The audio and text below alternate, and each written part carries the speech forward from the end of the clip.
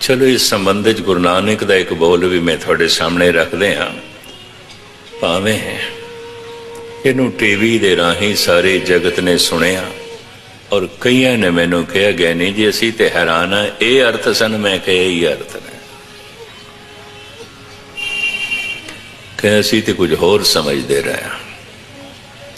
वडहंस राग का शब्द है गुरु नानक देव जी महाराज का, उदियां विचकारलियां पंक्तियां।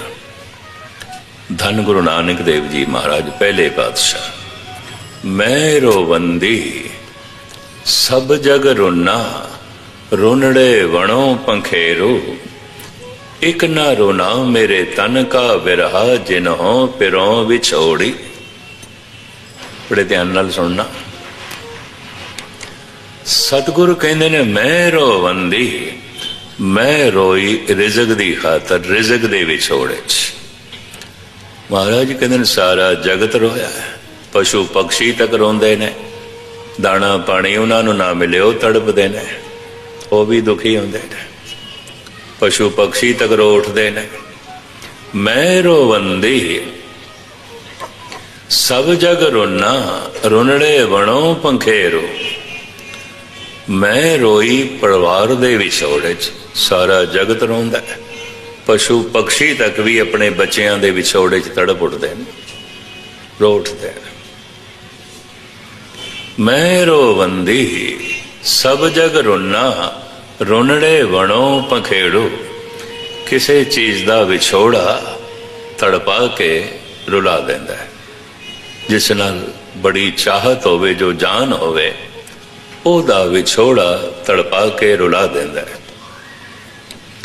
महाराज कहते मैं रोवंदी सब जग रोना, मैं रोई रिजक दे विछोड़े, सारा जगत रोंदा है, पशु पक्षी तक रोंदे।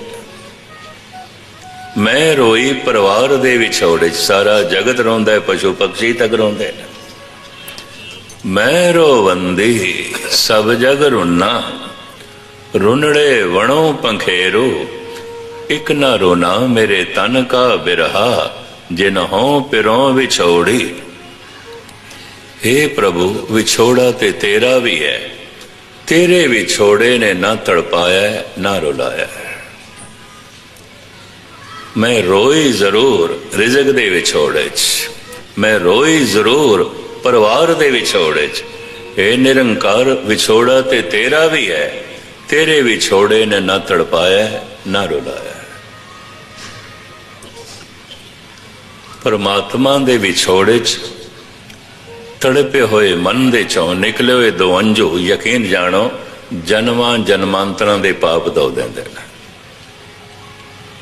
जन्मां जन्मांतर उन्हां दो हंजुआं तो करोड़ां तीरथ कुर्बान किए जा सकते। जन्मां जन्मांतरां दे पाप धो देंदे ने, जन्मां जन्मांतरां दे दाग धो देंदे ने। पर बदकिस्मती ये रोया ते मनुख बहुत है। सुकरात ते इत्थे तक कहते ने सत्तां समुद्रां दे च इतना पानी नहीं जितना पानी अज तक मनुख दी अखां चों निकल चुके। वो इंज कहता है रोया ते मनुख बहुत है, परिवार दे विछोड़े च, रिजक दे विछोड़े च, पदार्थां दे विछोड़े च, परमात्मा दे विछोड़े च नहीं। कारण अजे पदार्थ परिवार संसार तो ये निराश नहीं, उदास नहीं। मूल गल इत्थे आ जाती, मूल गल इत्थे आ जाती। वो जिहड़ा परमात्मा महान है, असीम है, तो उसदे विछोड़े दा दुख भी असीम है, वो पीड़ा भी असीम है। वो पीड़ा किन्नी क है, ये भाई गुरदास जी का एक सवैया बड़े ध्यान नाल सुनना। अगन जरत जल बूढ़त सरप ग्रसे, शस्त्र अनेक रोम रोम कर गात है। अगन जरत जीवदा जागदा मनुख, जिंदा मनुख अग दे च गिर जाए, जिंदा ते अग उसनों जलाण लग पे।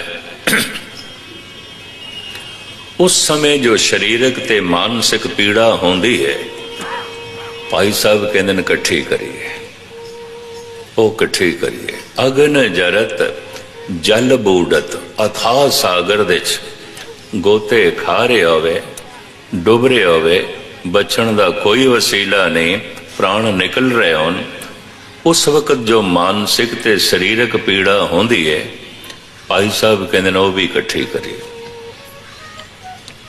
अगन जरत जल बूडत सरप ग्रसे, सप डंग मार जाए, कोबरा फनियर नाग ते जहर चढ़नी शुरू हो जाए ते प्राण निकलने शुरू हो जान, उस समय जो शरीरक ते मानसिक पीड़ा होंदी है, भाई साहब कहते ने ये भी इकट्ठी करिए। अगन जरत जल बूडत सरप ग्रसे, शस्त्र अनेक रोम रोम कर गात है। अनेकां तरह के शस्त्रां दे नाल रोम रोम जख्मी होवे ते रोम रोम दे चो खून वग रहा होवे, उस समय जो शरीरक ते मानसिक पीड़ा होंदी है, भाई जी कहते ने भी इकट्ठी करिए। ये नहीं कि एक दो जख्म, जितने रोम ने उतने ही जख्म, इतना जख्म हो गया। शस्त्र अनेक रोम रोम कर घात है। शेख सादी कहते ने हमा तन दाग दार शुदम, पुंबा कुजा कुजा ने हम, पुंबा फाहा जिड़ा जरा लोग कपा रखते ने मलम पट्टी करके, ते फिर जो है पट्टी दे थले कपास रखते ने, फाहा कहते ने उस फारसी च पुंबा कहते ने उस। जरा लोग दवाई ला के जख्म ते वो फाहा रखते हैं, पुंबा रखते हैं। सादी कहता है हमा तन दाग दार शुदम, सारा ही तन जख्मी है, रोम रोम जख्मी है। हमा तन दाग दार शुदम, पुंबा कुजा कुजा ने हम। ऐ जर्रा ऐ वैद, किड़ी किड़ी थां ते मरम पट्टी करेगा, सारा तन जख्मी है, रोम रोम जख्मी है। ये पहा केड़ी केड़ी थां ते लावेगा, ये पुंबा केड़ी केड़ी थां ते लावा, पुंबा कुजा कुजा ने हम, केड़ी केड़ी थां ते लावेगा, सारा तन जख्मी है। भाई साहब भाई गुरदास जी कहते हैं शस्त्र अनेक रोम रोम कर गात है। अनेका तरह के शस्त्रां दे नाल रोम रोम जख्मी हो गए। उस समय जो मानसिक ते शरीरक पीड़ा होंदी है, इनू भी इकट्ठा करिए एक पंक्ति दे इतनी पीड़ा। अगन जरत जल बूडत सरप ग्रसे, शस्त्र अनेक रोम रोम कर गात है। दूसरी पंक्ति बिरथा अनेक अपदा अधीन दीनगत, ग्रीखम और शीत बरखमाए निस्परात है। लोड़ा अनेका मनते पूरी एक भी ना होवे। उस समय जो मानसिक ते शरीरक पीड़ा होंदी है, पहनण नूं कपड़ा नहीं है, लोड़ है मकान नहीं है, लोड़ है भोजन नहीं है, किसी पदार्थ की लोड़ है नहीं है, लोड़ा अनेका ने पूरी एक भी ना होवे। उस समय जो शरीरक ते मानसिक पीड़ा होंदी है, भाई जी कहते ने भी इकट्ठी करी। बिरथा अनेक अपदा अधीन दीनगत, पराई अधीनगी दे च रहना पै रहा होवे, गलती भी कुछ ना होवे ते गालां पैन, बोलते कुछ भी नहीं, गलती दी कोई नहीं की थी ताड़ना। उस समय जो मानसिक ते शरीरक पीड़ा होंदी है, भाई साहब कहते हैं ये भी इकट्ठी करिए। बिरथा अनेक अपदा अधीन दीनगत, ग्रीखम और शीत बरखमाए निस्परात है। गर्मी सर्दी ते बारिश दे दिन रात रहना पै रहा होवे, बचण का कोई साधन नहीं। दिन रात सीत लहर दे दिन रात भयंकर लू गर्मी दे ते दिन रात बारिश दे बचाव का कोई साधन ना हो। ग्रीखम और बरख, ग्रीखम और सीत, बरख माए निस्परात है दिन रात। बारिश दे च रहना पै, दिन रात सीत लहर दे च रहना पै, दिन रात भयंकर गर्मी च रहना पै। ਇਹਦੇ ਨਾਲ ਜੋ ਮਾਨਸਿਕ ਤੇ ਸਰੀਰਕ ਕਸ਼ਟ ਆਉਂਦਾ ਹੈ, ਭਾਈ ਸਾਹਿਬ ਕਹਿੰਦੇ ਨੇ ਇਹ ਵੀ ਇਕੱਠਾ ਕਰੀਏ। ਤੀਸਰੀ ਪੰਕਤੀ, ਗਊ ਦਿਜ ਬਧੂ ਬੰਸ ਵਿਸਵਾਸ ਬਦ ਕੋਟ ਹਤਿਆ, ਤ੍ਰਿਸ਼ਨਾ ਅਨੇਕ ਦੁਖ ਦੋਖ ਸਮਗਾਤ ਹੈ। ਗਊ ਨੂੰ ਜ਼ਬਾ ਕਰਨਾ, ਬ੍ਰਹਮ ਗਿਆਨੀ ਨੂੰ ਮਾਰਨਾ, ਕੁਲ ਦਾ ਘਾਤ ਕਰਨਾ, ਗੁਰੂ ਨਾਲ ਦਰੋਹ ਕਰਨਾ, ਵਿਸ਼ਵਾਸਘਾਤ ਕਰਨਾ, अनेका तरह की तृष्णा लोभ वश होके कई कतल करने, इस तरह के भयंकर अपराध के नाल जो मानसिक संताप पैदा हो जाता है। हर पाप मानसिक संताप पैदा करता है। इस चक्कर च ना पैना, कातल कतल करके खुश होता है नहीं, वो मन से बड़ा बोझ पै जाता है। उन्होंने नींद भी नहीं आती जिन्ने चिर तक शराब नहीं पीएगा, नींद भी नहीं आएगा। ये भी मैं अर्ज करते हैं, हर पाप उहदे दिल दिमाग का बोझ बन जाता है, भयंकर बोझ बन जाता है। वो जो मानसिक संताप है इतने पापा करके, भाई साहब जी कहते हैं ये भी इकट्ठा करिए, ये मानसिक बेचैनी भी इकट्ठी करिए। नाल उस सिंह मेरे आए ने फरीदाबाद, एक नामी गुंडा से हुण ते नहीं रहा, पुलिस भी डरदी सी, कितने कतल कर चुके सी, पकड़िया नहीं गया सी, कितने डाके मार चुके सी, कोई सबूत नहीं। और गजब दी गल पता है कौन सी, गुस्ताखी माफ, दास दा क्लास फेलो सी, मेरे नाल पढ़दा रहा, खालसा हाई स्कूल दे डिस्ट्रिक्ट बन्नो दे, सिर्फ पढ़दा ही नहीं रहा, फरीदाबाद दे बच्चे बच्चे नूं पढ़े पता है जो मेरा नाम है, मां बाप ने उहदा नाम भी होई रखे सी। ते रब दी नेत साडी दोस्ती भी बड़ी सी, स्कूल कट्ठे जाना, कट्ठे ही बैठना। फिर देश दी वंड हो गई, हो किधरे असी किधरे, गलत सोसाइटी च पै गया। तृष्णा ने उसनूं भयंकर डाकू ते कातल बना दिता। फरीदाबाद उथों दी पुलिस उहदे नाम तो ही कंबदी सी। गुरुद्वारे ने अपना एक रेस्ट हाउस बनाया है, कमरा, मैं उसे जाके ठहरदा सी। दो चार सज्जन मेरे को फरीदाबाद दे बैठे, वो नामी गुंडा आया ते असी सन 47 तो बाद 15-20 साल बाद पे मिलते, उहदी शक्ल सूरत बदल गई, साडी बदल गई। छोटे जिहा हुंदे सामने बैठ के मैनू कहन लगा, मस्कीन जी मैनू पहचाने? मैं कहा नहीं मित्रा, किधरे देखिया नहीं। कहंदा है देखिया ही नहीं, रज के देखिया, रज के इकट्ठा खांदे रहे, पींदे रहे, कट्ठे खेडते रहे, कट्ठे पढ़ते रहे। एकदम याद आ गया, कहते फिर नाम भी तो साडा इको ही है। आप बोल पे वो जिहड़े 4-5 सज्जन बैठे सन, वारी वारी निकल गए। मैं कहा खैर होवे, सही गल की है, बैठे सन, बड़ी जरूरी गल्लां करनियां सन, निकल गए, भज गए। उन्हां दा जाना मैनू इंज दिसदा पिया सी जिवें भज्जे ने, नसे। वो मैनू कहन लगा चंगा होया वो चले गए, ते मैं भी सोचा हुण बंदा ते खतरनाक है बड़ा, फरीदाबाद विच मशहूर है।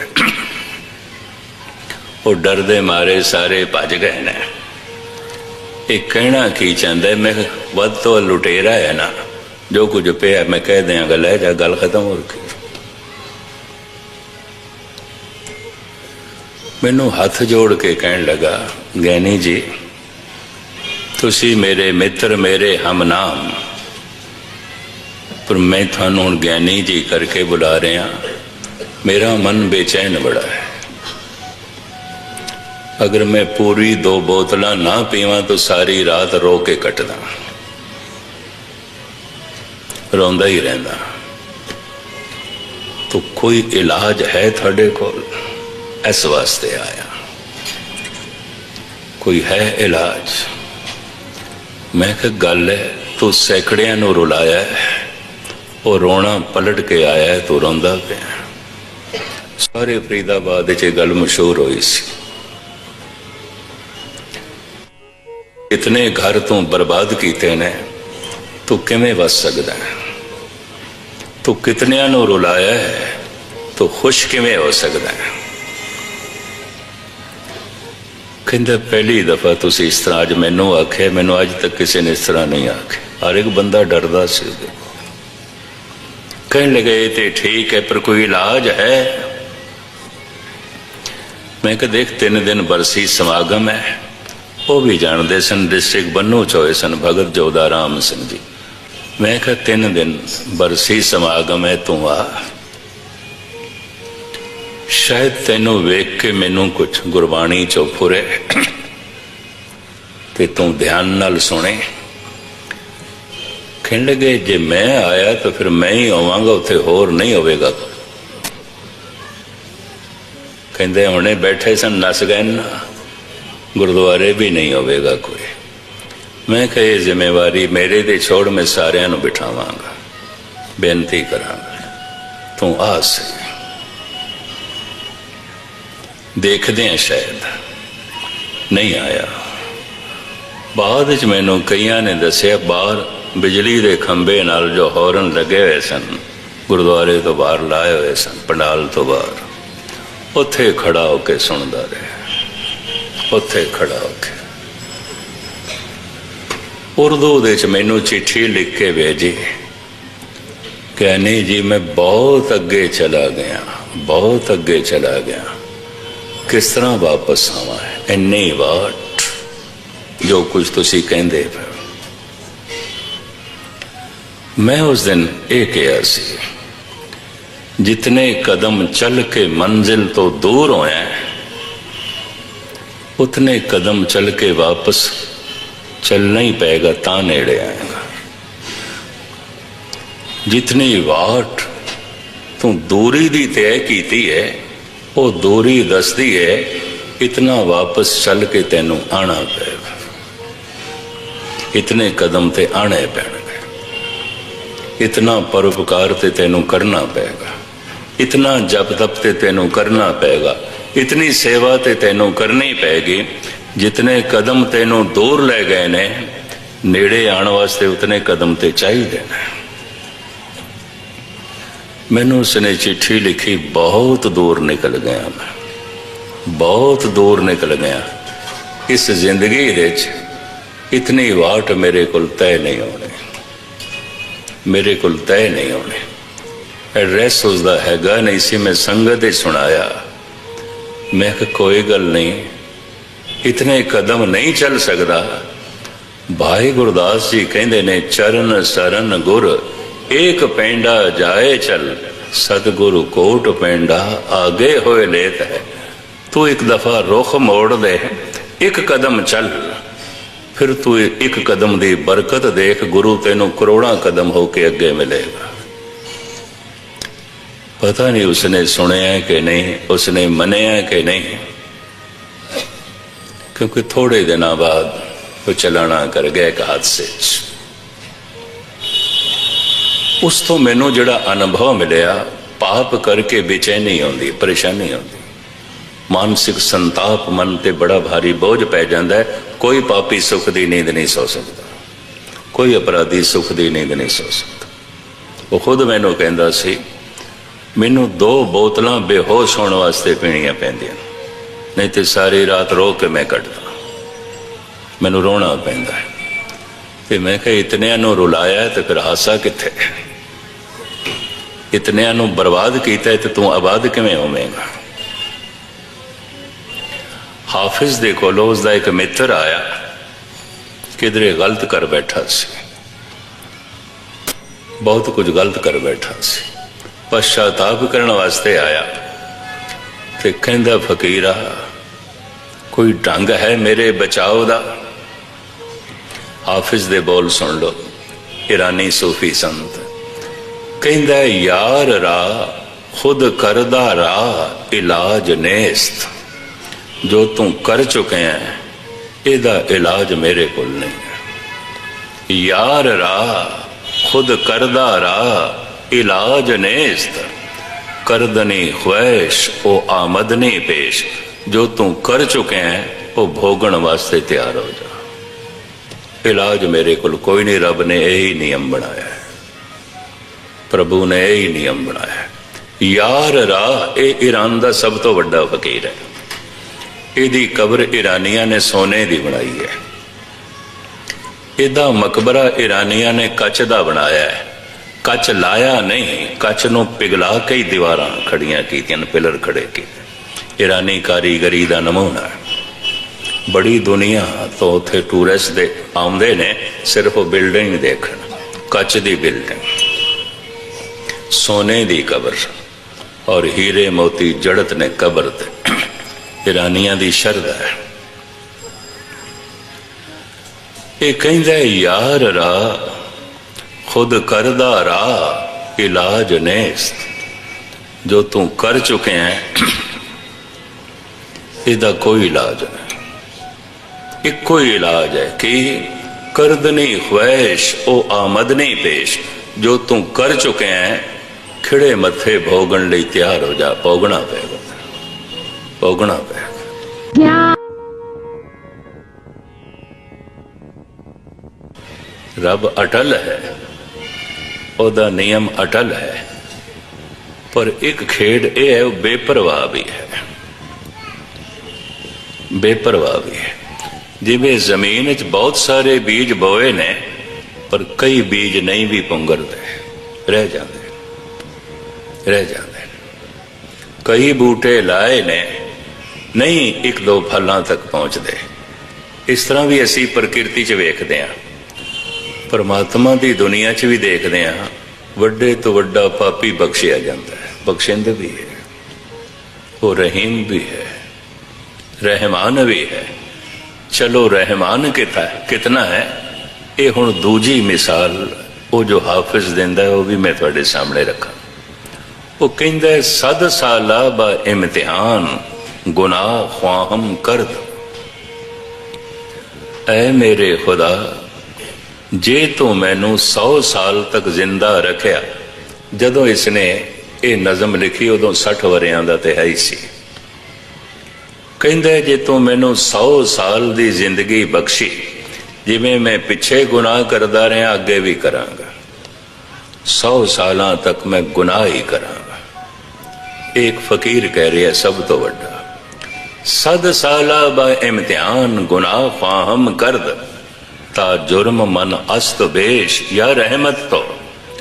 फिर मैं एक पलड़े विच अपने 100 साल दे गुनाह रखांगा, तोलांगा।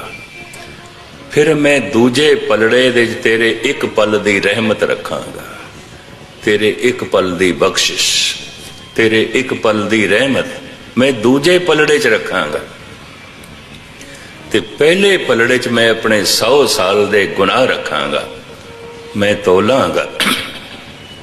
ऐ मेरे खुदा, मेरा अनुभव कहता है तेरे एक पल दी रहमत ज्यादा होवेगी, मेरे 100 साल दे गुनाह कुछ भी नहीं, कुछ भी नहीं, कुछ भी नहीं। तू इतना बख्शिंद है, तू इतना रहीम है। इन्हों महाराज कहते हैं प्रसाद है। ये सारा खुलासा मैं थोड़े सामने करना है। निराश कौन आंदा है, उदास कौन आंदा है? गहरा सदसंगी ये शब्द दी चोट खा गए, शब्द तीर दी तरह लगे, मन दे चों विकार निकले ने, लोभ निकले है, ओदा तड़पिया होया मन वाहिगुरु वाहिगुरु जपण लग। एक ते ये तरीका है, शब्द चोट कर गया, निराश हो गया, उदास हो गया। दूसरा बहुत अक्लमंद है, पिछले पूर्वले कर्मा करके बड़ा जहन नशीन है, बड़ी तीक्ष्ण बुद्धि का मालिक है, इतना सियाना है, अकल इसकी महान है, इतनी महान है कि दुनिया बिल्कुल छोटी हो गई, कुछ भी नहीं, सब कुछ खिडौना उसनों प्रतीत होता है। जिवें बच्चे नूं खिडौने महान दिखाई देंदे ने, क्यों?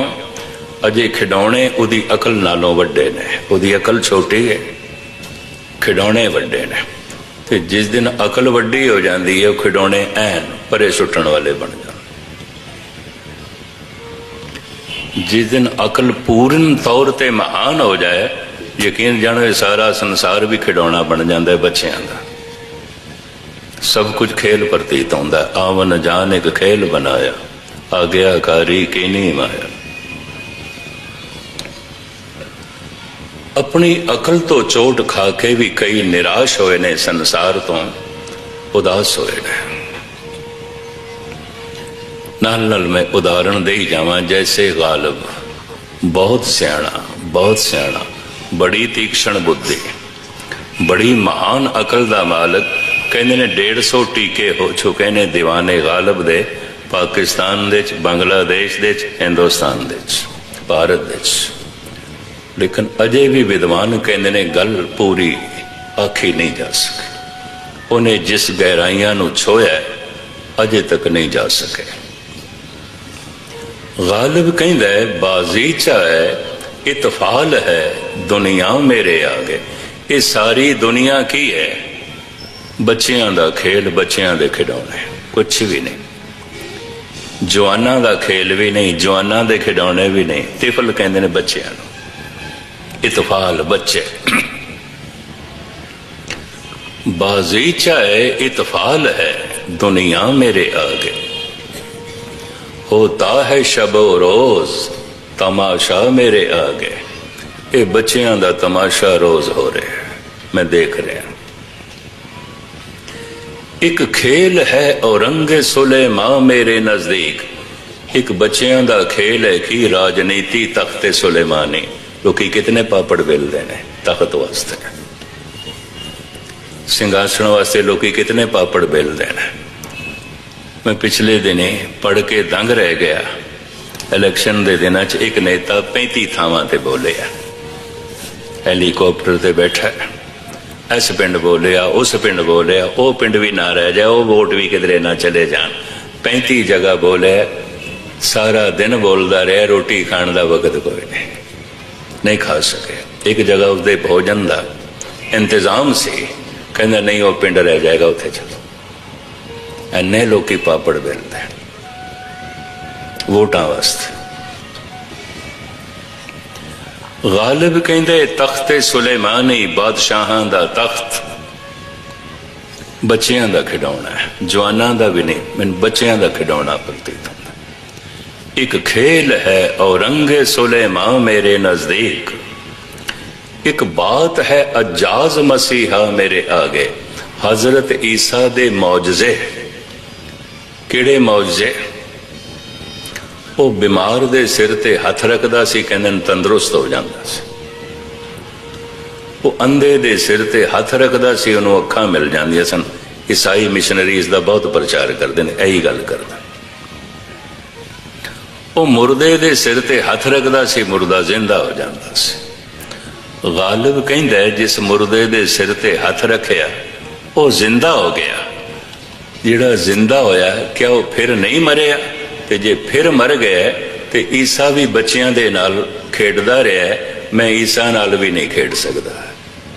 ये भी बच्चियां दे खिडौने ने, रिदियां ते सिदियां, नाटक चेटक, किए कुकाजा प्रबलो गन के आवत लाजा।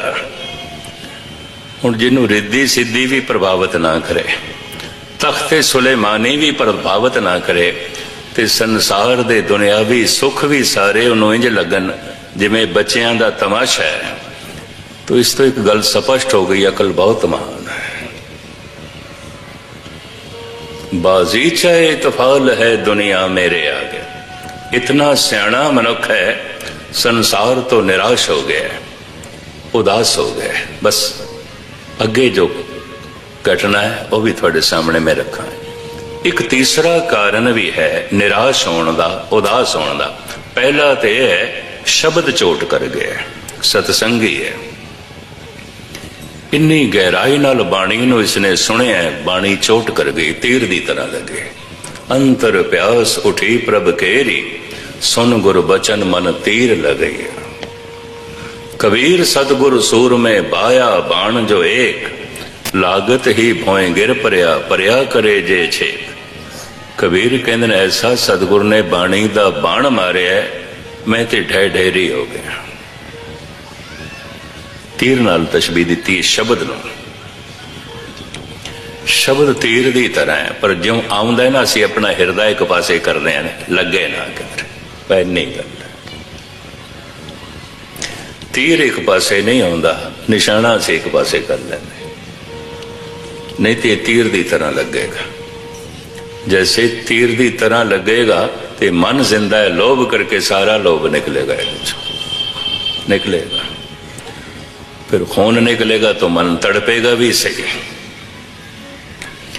पहला एक कारण है शब्द दा तीर लगे, ऐसा मनुख दुनिया तो निराश हो जाएगा, उदास हो जाएगा। अपनी अकल दा तीर लगे, इतना सियाणा होवे, इतनी तीक्ष्ण बुद्धि दा मालक, जितना सियाणा मनुख होवेगा बेचैन होवेगा। क्यों? जगत विच ऐसा कुछ भी नहीं जो ओदी दिलचस्पी दा बायस बने। ये भी मैं ज्यादा बेचैन होवेगा, कितना क बेचैन होवेगा ये भी हो गालिब दसदा। इतना सियाणा मनुख, परेशानियां सारे जहां की समेट कर, जब कुछ ना बना तो मेरा दिल बना दिया। ऐ खुदा, सारे संसार दी विपता, बेचैनी, परेशानी, व्याकुलता तू कट्ठी की थी, तेरे कोल कुछ बड़िया नहीं और तू गालिब दा दिल बना के रख देता है। जितना सियाणा मनुख होवेगा संसार बेमैनी हो जाएगा, फिर जीवे किस तरह, जीवे किस तरह। अकल तो चोट खा के मनुख निराश हो जाता है, उदास हो जाता है। शब्द तो चोट खा के मनुख निराश हो जाता है, उदास हो जाता है। तीसरा, कोई संसार तो चोट लग गई है, कोई जान तो भी प्यारा सी, अजीज मित्र सनबंदी, अपने ही मोडियां ते ले जाना पिया शमशान घाट। अपनी अखां दे सामने उसनों जलदा होया देखिया, मनुख चोट खा जाता है, निराश हो जाता है, बैरागी हो जाता है, उदास हो जाता है। कम से कम जिन्नी देर तक शमशान घाट विच रह गए अवस्था उसकी रहिंदी है। अगर सियाणा होया तो उस अवस्था नूं संभाल भी सकता है। बड़ा चोटी दा धनवान से, चारों पासे धन घर दे च इंज आ रहा सी जिवें दरिया सागर दी तरफ आउंदे। दिवालिया हो गया, बाल बाल करजाई हो गया, देना हजारां दा इसने, लेना हुण किसे कोल भी नहीं। ऐसी हालत दे च भी मनुख निराश हो जाता है, उदास हो जाता है। बड़ी इज्जत सी, बड़ी मान मर्यादा सी, बड़ियां सलामियां मिलदियां सन, कोई कलंक लग गया, दाग लग गया, बनी बनाई प्रतिष्ठा इज्जत सारी खाक दे च मिल गई। हिरदा चोट खा जाता है, मनुख निराश हो जाता है, उदास हो जाता है। निराश होने दे, उदास होने दे ये तीन कारण ने। शब्द चोट करे, अकल चोट करे, गुस्ताखी माफ या संसार तो कोई चोट लगे, और कोई चौथा कारण नहीं है। या मैनू इंज कहन देना, अजे तक कोई पूर्ण तौर पर निराश नहीं, उदास नहीं, इनू अजे शब्द ने चोट नहीं की थी, अजे इसने शब्द की चोट नहीं खाधी, क्योंकि गहरा सत्संगी नहीं है। अजे इसनों अपनी अकल तो भी चोट नहीं लगी, क्योंकि इसकी अकल भी इतनी महान नहीं है। गुस्ताखी माफ। अजे इसनों संसार तो भी कोई बहुत वड्डी चोट नहीं लगी, नहीं तो निराश हो जाना सी, उदास हो जाना सी। छोटियां छोटियां चोटां ते रोज लगदियां ने, अजे कोई इतनी चोट इसनों नहीं लगी कि निढाल हो जाए, निराश हो जाए, उदास हो जाए। इहदी अकल भी कोई महान नहीं कि इसनों अकल ने चोट की होवे ते निराश हो गया होवे, उदास हो गया होवे। ये कोई गहरा सत्संगी भी नहीं, श्रोता भी नहीं कि गुरु दा शब्द चोट कर गया होवे ते निराश हो गया होवे, उदास हो गया होवे। सन्यास प्राप्ति लई उदास ते निराश पहले दो कदम ने। ये दो कदम जो नहीं चलिया वो मंजिल ते नहीं पहुंचता। मंजिल ते है सन्यास। पंक्तियां मैं थानू फिर दोहरावां ते मैं खुलासा करा। रे मन ऐसो कर सन्यासा, बन से सदन सवै कर समझो, मन ही माहे उदासा। शब्द तो जो चोट खा गया, गहरा सत्संगी है, वो सही फैसला करेगा कि परमात्मा की तलाश करेगा और उत्थे सन्यास एक दिन प्रगट हो जाएगा, क्योंकि टोटली निराश हो गया, उदास हो गया। अपनी अकल तो जिहड़ी जिसने चोट खाधी है या संसार तो चोट खाधी है, कुछ खतरे भी ने। ये तीन फैसले दे विचों किसे एक फैसले नूं अपनी जिंदगी दे विच धारण करेगा। वो तीन फैसले इंज कहते ने, आत्म क्रांति, आत्म विस्मृति, आत्म हत्या।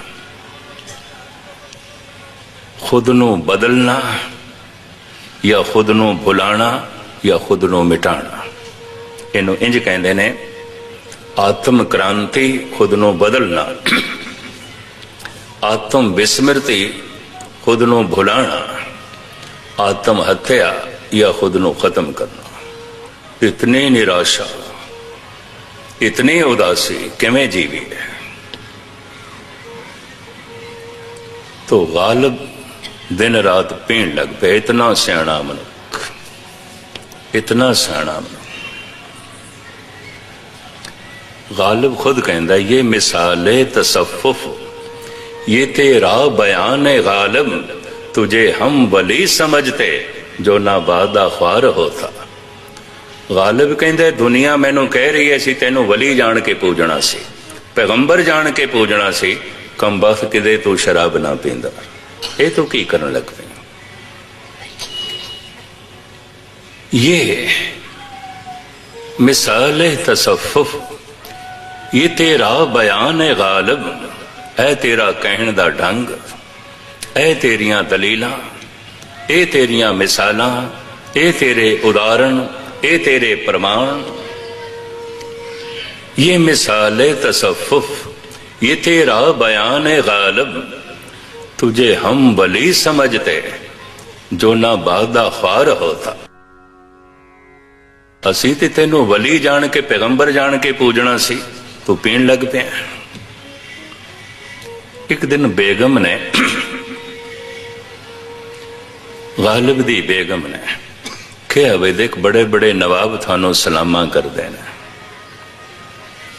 शहनशाह आलम थानू सलाम करता है, सारे थानू इज्जत दी निगाह नाल देखते हैं, पर सारा दिन तुसी बेहोश पै रहिंदे पी के, सारी रात पी के बेहोश पै रहिंदे। उस जमाने 80 रुपए बहादुर शाह जफर दे दरबार चो मिलते सन महावारी, सारी दी शराब पी जाते, घर दे शराब दियां बोतलां ही बोतलां। पता उसने बेगम नूं की आख्या, कहंदा बेगम थोड़ा जिहा इस वक्त मैं होश च हां, तू मिट्टी दा पुतला दिखाई दे रही है, मैं पूरा होश च आ जावां फिर तू मैनू मिट्टी दिखाई देंगी, अपना आप भी मैं मिट्टी दा पुतला देखांगा। तू बेगम बनी रहे, मैं गालिब बना रहा, मैनू पीण दे। इंज के तू बेगम तां दिसदी है जद मैं बेहोश होवां, थोड़ा जिहा होश च आवां तो मिट्टी दा पुतला। कुछ भी नहीं है, कुछ भी नहीं, तेरी कोई वक़्त नहीं। और मैं पूरा होश च आ जा, तू है ही मिट्टी, पुतला भी नहीं है, तू है ही मिट्टी। अपने वजूद नूं बनाई रख, मैनू उपदेश ना दे।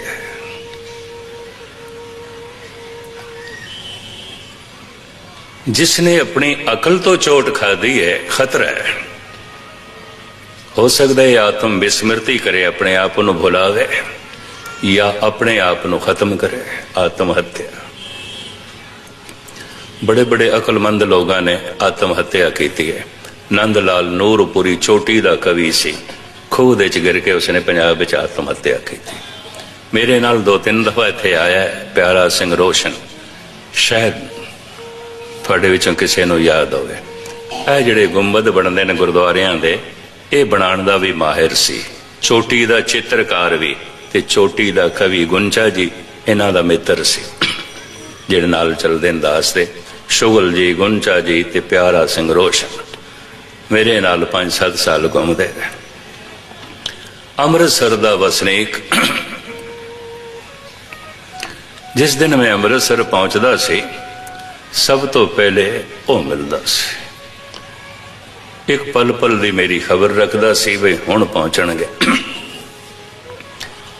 ਐਨ ਦਰਬਾਰ ਸਾਹਿਬ ਦੇ ਬੂਹੇ ਤੇ ਮਿਲਦਾ ਸੀ ਸਰਾਂ ਦੇ ਕੋਲ। ਆਲਮ ਬੜਾ, ਵਿਦਵਾਨ ਬੜਾ, ਜਿਹੜਾ ਕਵੀ ਹੁੰਦਾ, ਚਿੱਤਰਕਾਰ ਨਹੀਂ ਹੁੰਦਾ, ਪਰ ਗਜ਼ਬ ਦਾ ਚਿੱਤਰਕਾਰ। ਉਹਨੇ ਬੜੀਆਂ ਗਜ਼ਬ ਦੀਆਂ ਤਸਵੀਰਾਂ ਬਣਾਈਆਂ ਨੇ, ਦਾਸ ਨੇ ਉੱਥੇ ਸਕੂਲ ਦੇ ਚ ਲਗਵਾਈਆਂ ਨੇ ਅਲਵਰਸ। ਮੇਰੀ ਤਸਵੀਰ ਵੀ ਬਣਾਈ। ਧੰਨ ਗੁਰੂ ਨਾਨਕ ਦੇਵ ਜੀ ਮਹਾਰਾਜ ਦੀ, ਗੁਰੂ ਗੋਬਿੰਦ ਸਿੰਘ ਜੀ ਦੀ ਤਸਵੀਰ ਥਾਈਲੈਂਡ ਦੇ ਗੁਰਦੁਆਰਿਆਂ 'ਚ ਬੜੀਆਂ ਸੋਹਣੀਆਂ ਬਣਾ ਕੇ ਆਇਆ। ਬੜਾ ਭਾਰੀ ਚਿੱਤਰਕਾਰ, ਬੜੇ ਸੋਹਣੇ ਗੁੰਬਦ ਬਣਾਉਣ ਵਾਲਾ, ਔਰ ਬਹੁਤ ਵੱਡਾ ਕਵੀ ਉਰਦੂ ਦਾ ਤੇ ਪੰਜਾਬੀ ਦਾ। 5-7 ਸਾਲ ਪੁਰਾਣੀ ਮੈਂ ਹੁਣ ਗੱਲ ਕਰਦਾ ਪਿਆ। ਮੈਂ ਆਇਆ ਉਸ ਦਿਨ ਪਿਆਰਾ ਸਿੰਘ ਰੋਸ਼ਨ ਨਹੀਂ ਮਿਲਿਆ, ਦੂਜੇ ਦਿਨ ਵੀ ਨਾ ਮਿਲਿਆ, ਤੀਜੇ ਦਿਨ ਵੀ, ਚੌਥੇ ਦਿਨ ਵੀ।